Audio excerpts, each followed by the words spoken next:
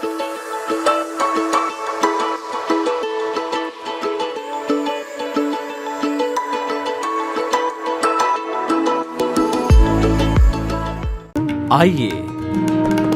सुनिए, देखिए, समझिए सनातन सत्य। जैसी दृष्टि वैसी सृष्टि, दृष्टि विज्ञान। कुदरत, कुदरती रचना एवं कुदरत के कानून से शाश्वत सुख की प्राप्ति। जोधपुर के परम पूज्य महात्मा उपासक प्रोफेसर डॉक्टर सोहन राज तातेड़ के निर्देशन में सनातन सत्य। जैसी दृष्टि वैसी सृष्टि, दृष्टि विज्ञान।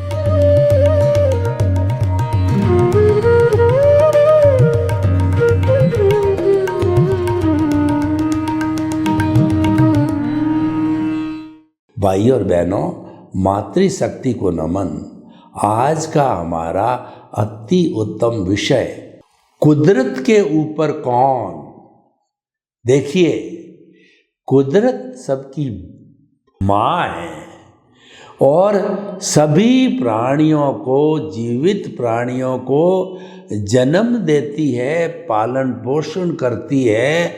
और सभी प्राणी अगर किसी के मन वचन काया है तो उसका वो सारा जो कर्मों का भुगतान कुदरत ही करवाती है, संजोग जुटाती है। और अंत में किसी भी जीवित प्राणी का एकेंद्रिय, द्वेंद्रिय, त्रिएंद्रिय, चतुरेंद्रिय, पंचेंद्रिय, नरक गति, तिर्यंज गति, मनुष्य गति, देव गति, कोई भी जीवित प्राणी, क्योंकि उसका वो आयुष्य के अधीन है, जब वो मर जाता है तो वह पंचभूत का होता है मनुष्य।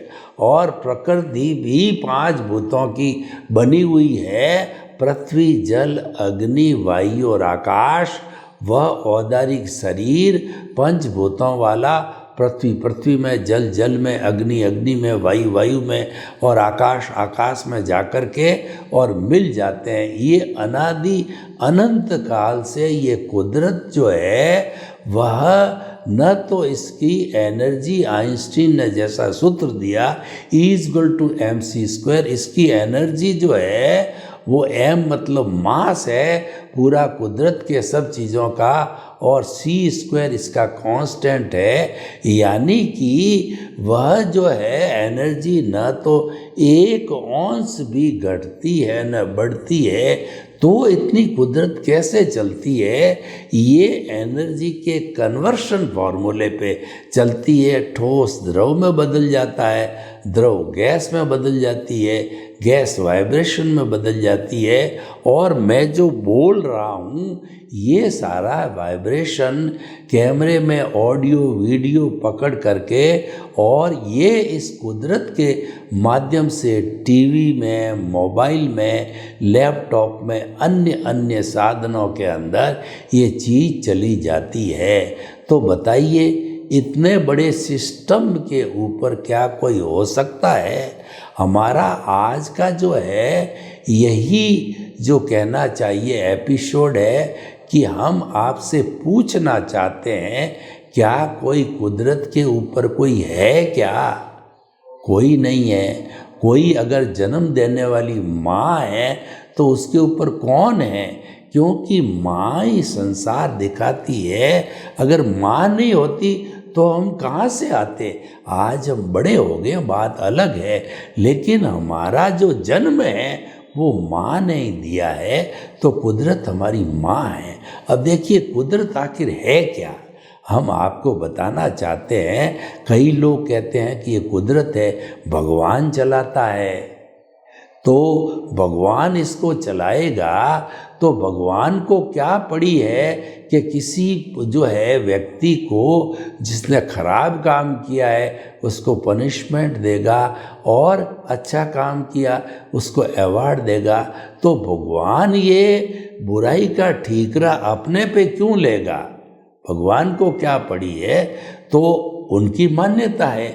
लेकिन हमारी जो सनातन सत्य कार्यक्रम हम चला रहे हैं उसका जो है सनातन सत्य का अर्थ हो गया कि ये सिद्धांत के ऊपर आधारित है और ये ultimate truth of the universe है, ये बताता है। और ये कुदरती रचना और कुदरत के कानून पर आधारित है। और हम आपको ये सारे सिस्टम से देना क्या चाहते हैं, आपकी रॉन्ग बिलीफ को समाप्त करके आपको राइट बिलीफ देते हैं।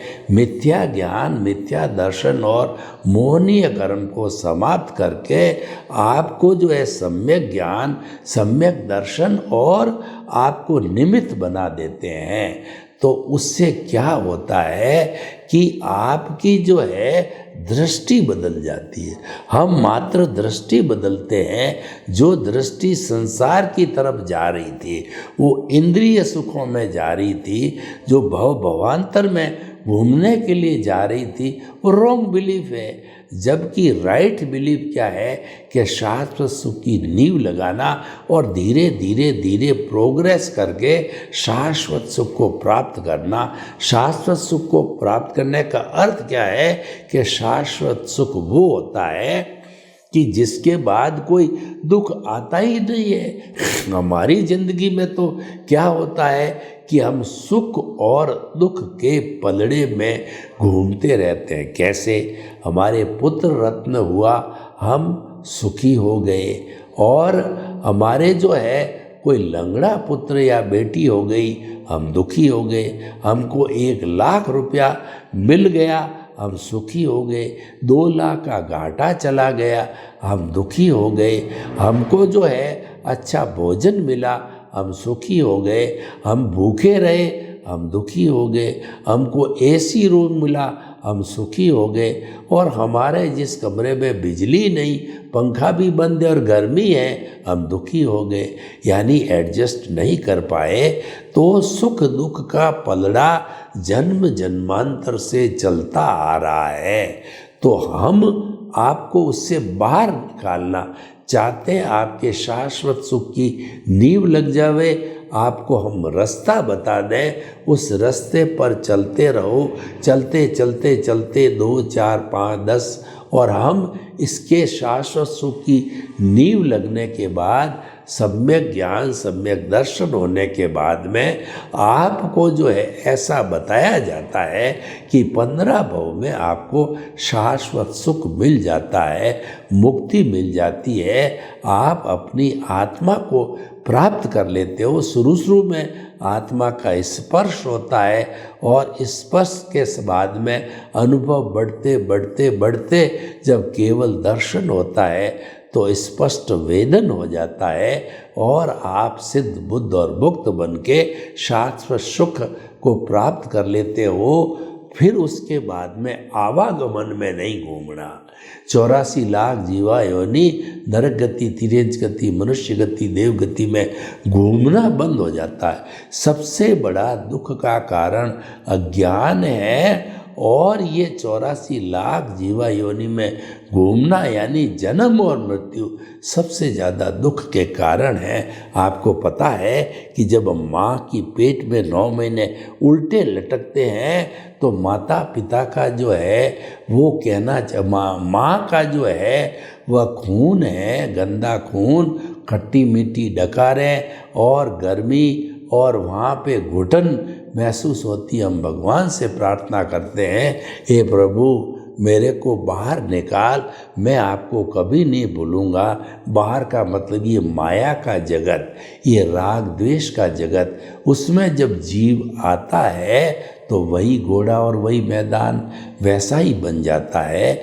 और मृत्यु को देखिए कि मृत्यु आदमी की होती है तो कैसे होती है। आपके मान लीजिए बेलाडोना प्लास्टर दर्द रिमूवल की जो आती है वो आपने लगा दिया और जब आप उखाड़ते हो तो सारी रोएं जो है उसके साथ में उखड़ती, आपको भयंकर दर्द होता है और रूह तोड़ भी हो जाता। उसी तरह से आत्मा जब शरीर को छोड़ती है तो उसके पूरे शरीर में जितने कालाणु हैं वो यानी जो कार्बन शरीर बिखरा हुआ है एक आत्म प्रदेश पर असंख्य जो है हमारे कर्मों के पुद्गल होते हैं, उन सबको बेलेडोना प्लास्टर की तरफ आत्मा जो है कार्बन शरीर और तेजस शरीर के साथ में खींचता है और दूसरे जन्म में जाता है। तो बहुत दर्द होता है, बहुत दुख होता है।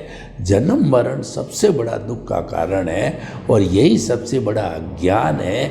इसी कारण हम शाश्वत सुख को प्राप्त करना चाहते हैं।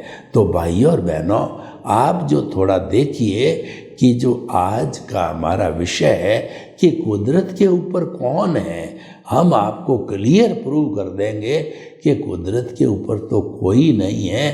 कुदरत जो है जो है वो द्रव्यों का एक समूह है। जैसे चेतन, मैं इसके डेफिनेशन में गहराई में नहीं जाऊंगा।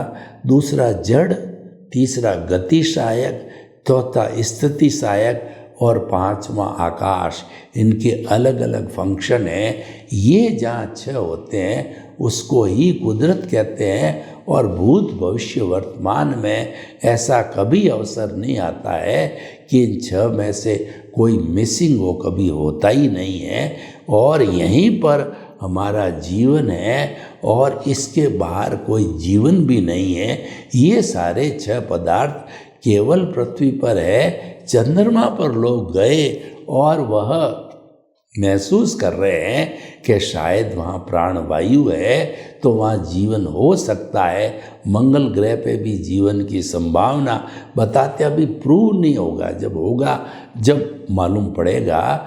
तो कहने का अर्थ होता है कि इस कुदरत में ही जीवन है और कुदरत ही समस्त प्राणियों का संचालन करती, वही क्रिएटर है, ऑपरेटर है, डिस्ट्रॉयर है। जब मनुष्य मर जाता है तो अपनी आंशवर शीट, अपने भाव कर्मों की कॉजल बॉडी है, सुपुर्द कर देता है इस कुदरत को। तो वह कुदरत जो है वो सुपुर्द होते ही ऑन ड्यूटी हो जाती है। तो वह जो है व्यक्ति मर जाता है और उसको जला दिया जाता है। उसके लिए संजोग कुदरत जुटाती है और जब जन्म लेती है वो भी कुदरत के अधीन ही द्रव्य क्षेत्र काल भाव, किस माता के गर्भ में जाना है वो हो गया, जो हो गया द्रव्य। और काल मतलब जन्म है, कौन सी तारीख को किस सेकंड पर जन्म होना है, ये हो गया समय। और क्षेत्र, कहाँ पर जन्म होना है, बॉम्बे में होना है, अमेरिका में होना है, ये पूरी सृष्टि में कहाँ जन्म होना है, क्षेत्र हो गया। और उसके बाद में आकाश जो है, द्रव्य क्षेत्र काल और भाव तो होते ही है कि भाव के द्वारा तो जन्म होता ही है सारा।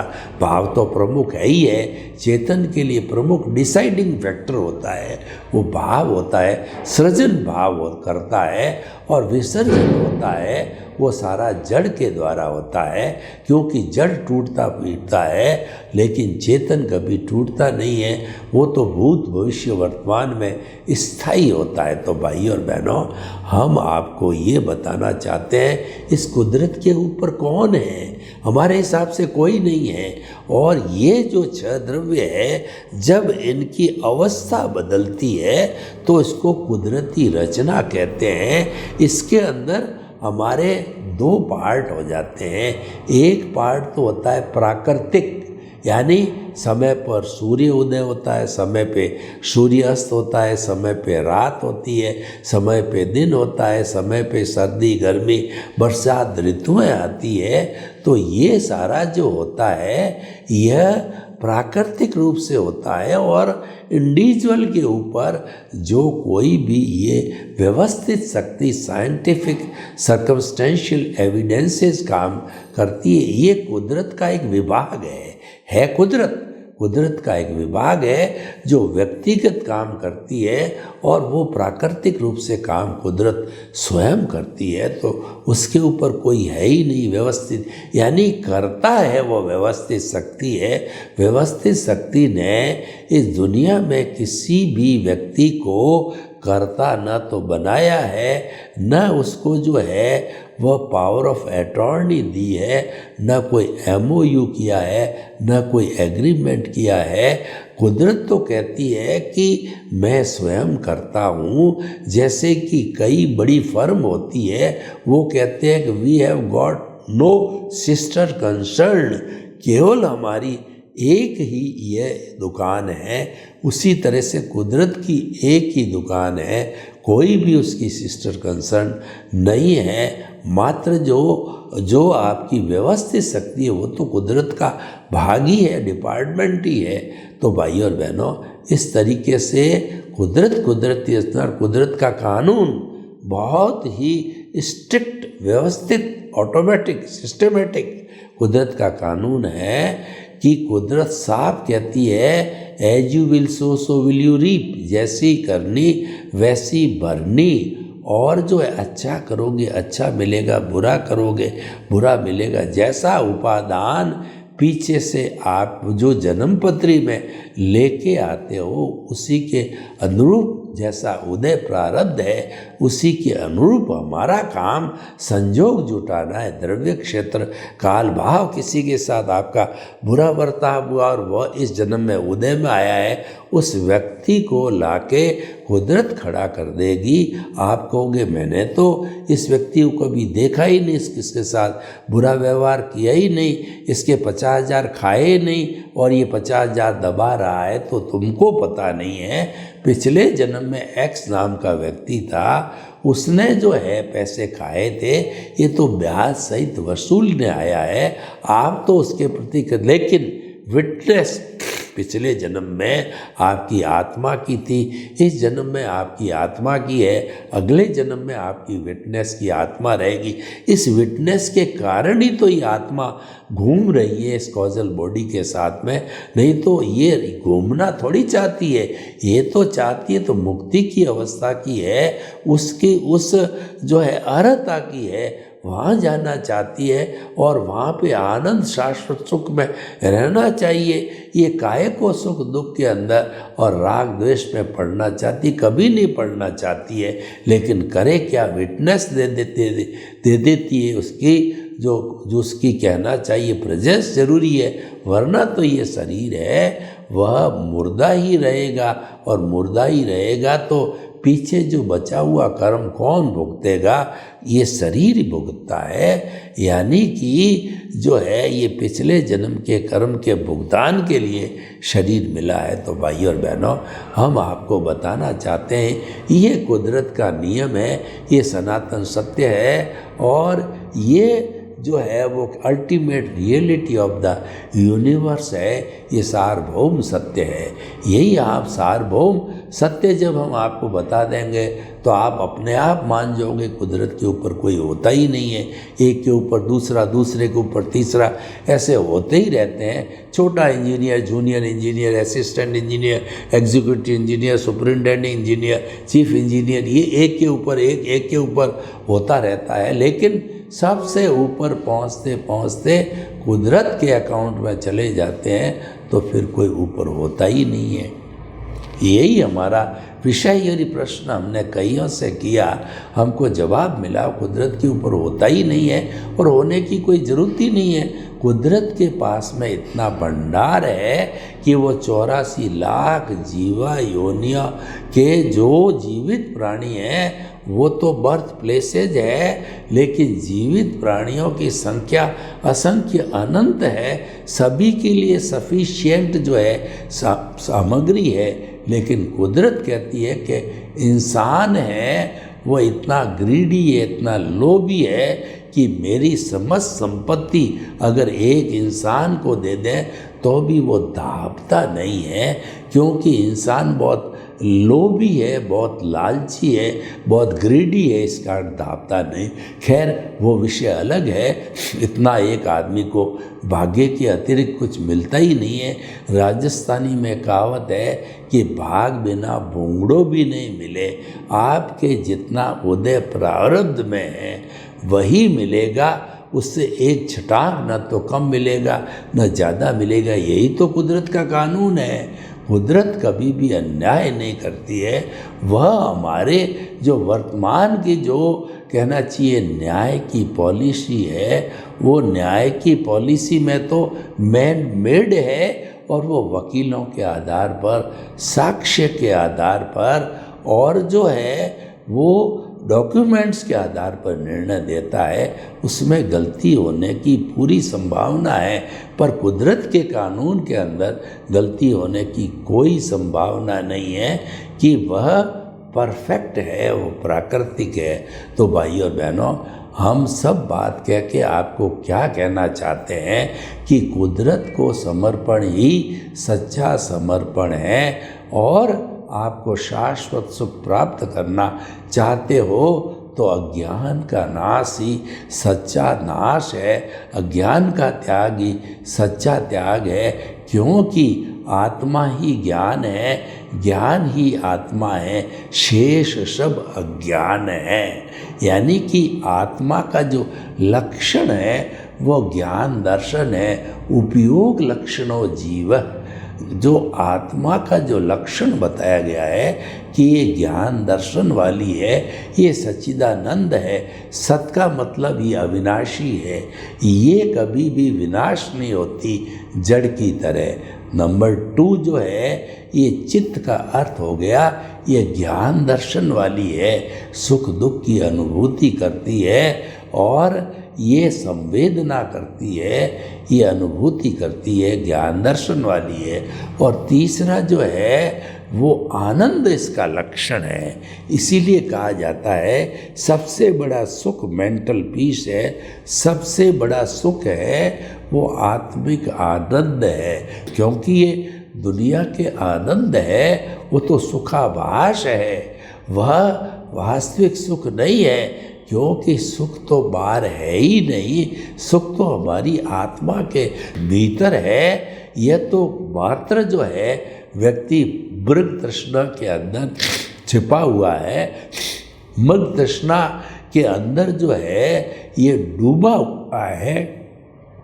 मृग तृष्णा क्या होती है कि जो कस्तूरी होती है वो मृग की नाभि में होती है, लेकिन उसकी खुशबू इतनी सुंदर बढ़िया मोहक होती है कि वह इधर उधर ऊपर नीचे आगे पीछे वह फुदकता रहता है हिरण। लेकिन कोई ज्ञानी पुरुष मिलते हैं, वो कहते हैं ये खुशबू तो तेरे भीतर कस्तूरी है, वहाँ से आ रही, तब वो रियलाइज होता है। उसी तरह से ज्ञानी पुरुष जब हमको बहिरात्मा से अंतरात्मा में बिठा देते हैं और भीतर के जो आनंद का स्वाद चखाते हैं, तब हमको मालूम होता है कि भीतर का आनंद ही परमानेंट आनंद है। और उसकी एक बार अनुभूति हो जावे तो बाहर के जो सुखाभास है कि रोटी में आनंद, कपड़े में आनंद, स्त्री में आनंद, घर में आनंद और जो है वो शान शौकत में आनंद, वो सब फीके फीके लगने हो जाते हैं। इसी का नाम वैराग्य है। वैराग्य किसे कहते हैं कि जब भीतर के आनंद की अनुभूति होती है, भीतर का जो अजस्व स्रोत बह रहा है आनंद का, उसको वो स्पर्श कर लेता है, आत्मा का स्पर्श हो जाता है, तो वह आनंदित हो जाता है और वह धीरे धीरे आनंद जो है वो अंतिम चरण पर आता है, स्पष्ट वेदन आत्मा को पा लेता है। जो स्पर्श है वो तो सम्यक दर्शन है और फिर धीरे धीरे अनुभव बढ़ता है, तो वह अनुभव बढ़ते बढ़ते जो है केवल दर्शन, केवल ज्ञान की स्थिति तक जाता है। ये सब 360 डिग्री का अनुभव होता है, अनुभूतियाँ होती है। क्योंकि आत्मा अनुभूति करती है क्योंकि ये आत्मा का स्वभाव है। आत्मा को हाथ पे नहीं दिखाया जा सकता क्योंकि ये तो अमूर्त है।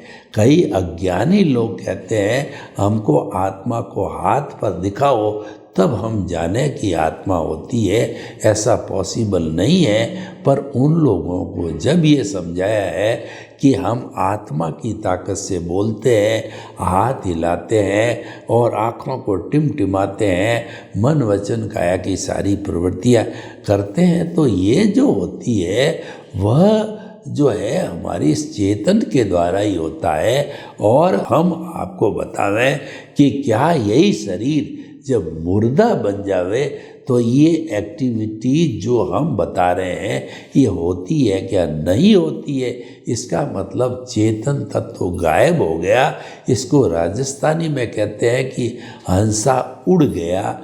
तो हंसा उड़े, चेतन तत्व इस शरीर को छोड़े, उसके पहले पहले इसकी पहचान कर लो। यानी जो हमारा सम्यक ज्ञान दर्शन जो आर्ट ऑफ द विजन में फिक्स हुआ है उसका डेवलपमेंट करते रहो, वही साथ जाएगा।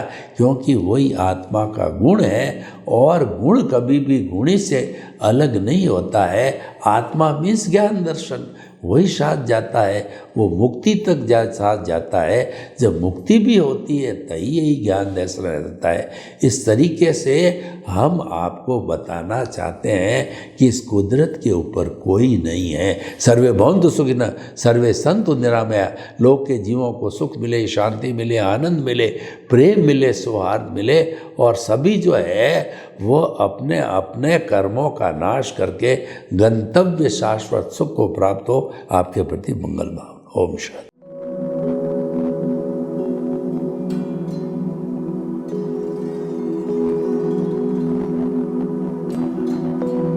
एक ऐसा अंतर्राष्ट्रीय ख्याति प्राप्त मानव जो गुरु प्रेरणा से पिछले 20 वर्षों से वानप्रस्थ जीवन जीते हुए 24 घंटे मानवता की सेवा में संलग्न है।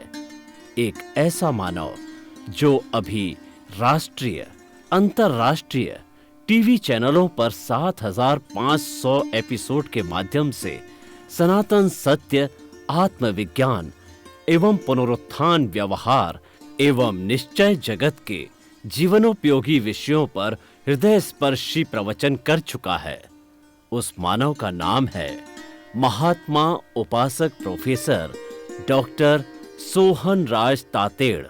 प्रोफेसर तातेड़ द्वारा योग, दर्शन, शिक्षा विषयों पर रचित पीएचडी स्तर के 250 शोध ग्रंथ भारत के 100 प्रतिष्ठित विश्वविद्यालयों में शोधार्थी पढ़ रहे हैं तथा वे सभी शोध ग्रंथ वहां की सेंट्रल लाइब्रेरियों में उपलब्ध हैं।